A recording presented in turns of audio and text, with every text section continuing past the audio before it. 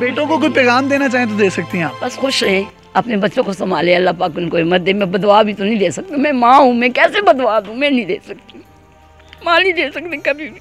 अल्लाह उनको कामयाबियाँ दे, खुश रहे अपने बच्चों में, उनका ख्याल रखे।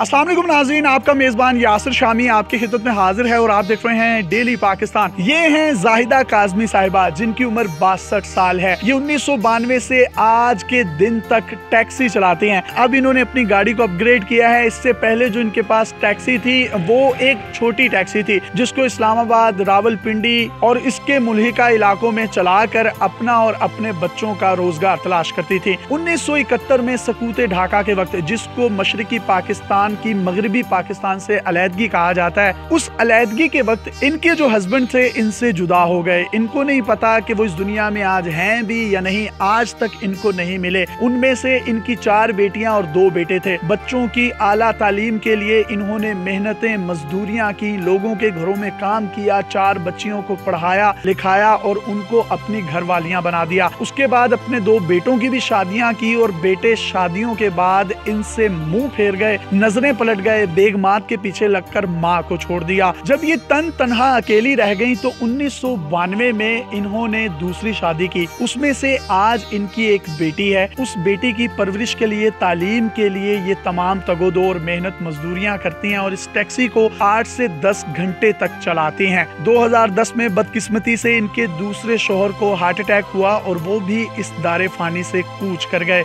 आज 10 साल होने को हैं। अपने शोहर की गैर मौजूदगी में अपनी बेटी की तालीम के लिए कभी रात को 2 बजे और कभी सुबह 8 बजे जो जहां कोई सवारी मिलती है उसको एक मुकाम से उसके दूसरी मंजिल तक पहुंचाने की तमाम तर जिम्मेदारी इनके सर पर है। लेकिन किसी के आगे हाथ नहीं फैलाया, किसी से 1 रुपया तलब नहीं किया, किसी से 10 रुपए की रवादार नहीं है। खुददारी और इज्जत नफ्स ऐसी कूट कूट कर अल्लाह ताला ने इनकी पर्सनैलिटी में डाली है कि देखने वाले देख कर कहते हैं ये जाहिदा काज़मी जो सैयद ज़ादी है, इसने अपने नस्ब का भी मान रखा, इसने अपने कस्ब का भी मान रखा। नस्बी कस्बी सैयद हों तो फिर ऐसे हों। यहाँ एक और बात मैं आपको बताता चलूं कि 2 माह पहले इनका एक्सीडेंट हुआ। एक शख्स इनकी गाड़ी को मार गया और गाड़ी आप देख सकते हैं एक्सीडेंटल है, इसको अपग्रेड किया गया है। इससे पहले जो इनके पास गाड़ी थी वो मेहरान थी। ना सिर्फ रावलपिंडी इस्लामाबाद बल्कि Bahawalpur, Multan, Sahiwal, out of cities की भी कोई बुकिंग आती थी तो उनको भी अपनी गाड़ी पर ये लेकर जाया करती थी। स्किन जो है वो ढलक चुकी है, झुर्रियां जो है वो चेहरे पर, हाथों पर, पैरों पर पड़ चुकी हैं।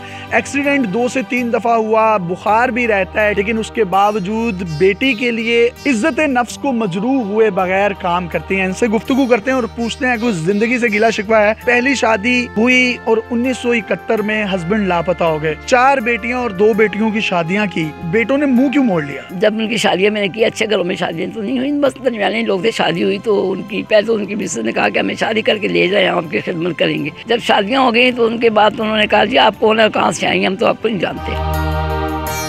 जो छोटी वाली वो बहुत ज़्यादा तंग करती है, वो कहती है कि माँ से तुमने नहीं मिलना, तो मुझे देख के भी वो लोग मोड़ लेता है। कभी मैं उसको दिल करता है, माँ हूँ ना, दिल करता है कि मैं इसको मिलने जाऊँ। बहुएं यानी कि मिलने नहीं देती बेटों को? कहीं मिलने जाती हूँ तो आगे से वो मुझे डांट देता है, कब चौक चौक ये कपड़े कैसे पहने हुए। मैं वही माँ हूँ जिन्होंने तुम्हें पाला पोसा, लाभ देने की मेहनत की है। मैं वही माँ हूँ, आज मैं माँ बुरी हो गई हूँ।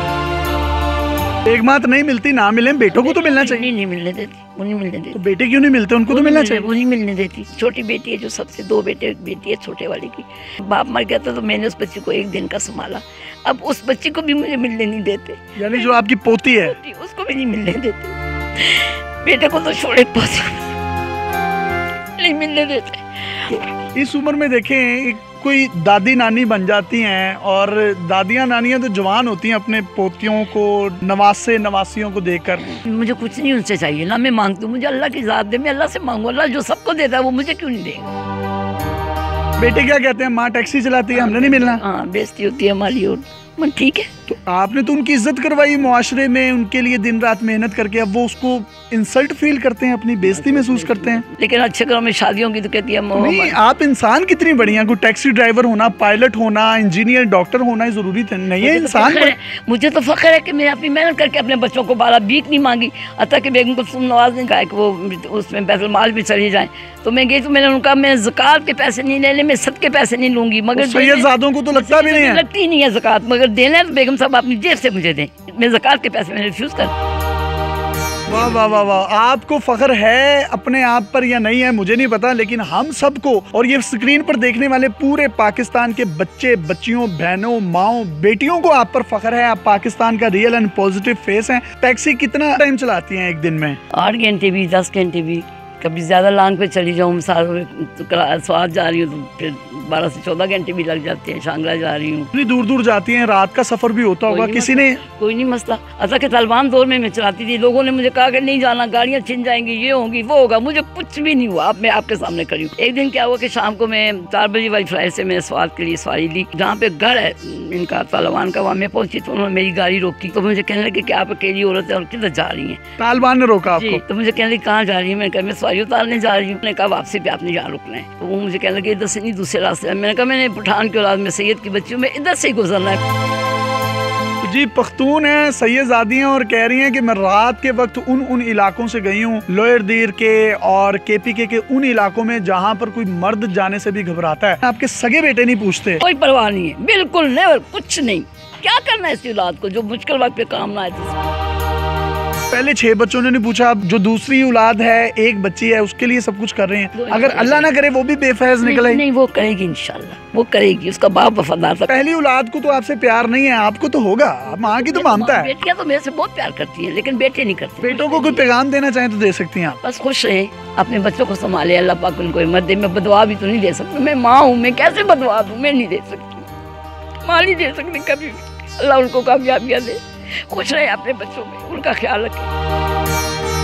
हाय हाय हाय हाय, ये नहीं दे सकती बदुआ, और एक माँ मिलकर 10 बच्चों को पाल सकती है, लेकिन 10 बच्चे मिलकर एक माँ को नहीं पाल सकते। ये माँ का ही कलेजा है। ये दुनिया मुकाफाते अमल है, जो आज आप बोएंगे वही कल को आप काटेंगे। माँ बदुआ दे या ना दे, खुदा का भी एक सिस्टम है। कोई पैगाम देना चाहें तो दे सकती हैं? बस कौन को यही कहती हूँ कि जब बच्चों को पालो, पढ़ाओ, लिखाओ, तो फिर बच्चों को जरा इतना करो कि एहसास करें माँ बाप। माँ बाप नहीं मिलते, दुनिया मिल जाएगी, दुनिया मिल जाएंगे, एक नहीं और मिल, लेकिन माँ चलेगी तो माँ कभी नहीं मिलेगी। वो हाथ जो तुम्हारे लिए उठते हैं वो खत्म हो जाते हैं।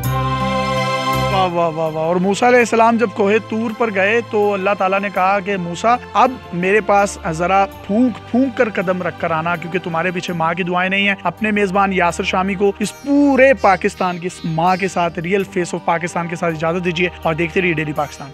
अल्लाह हाफ़िज़।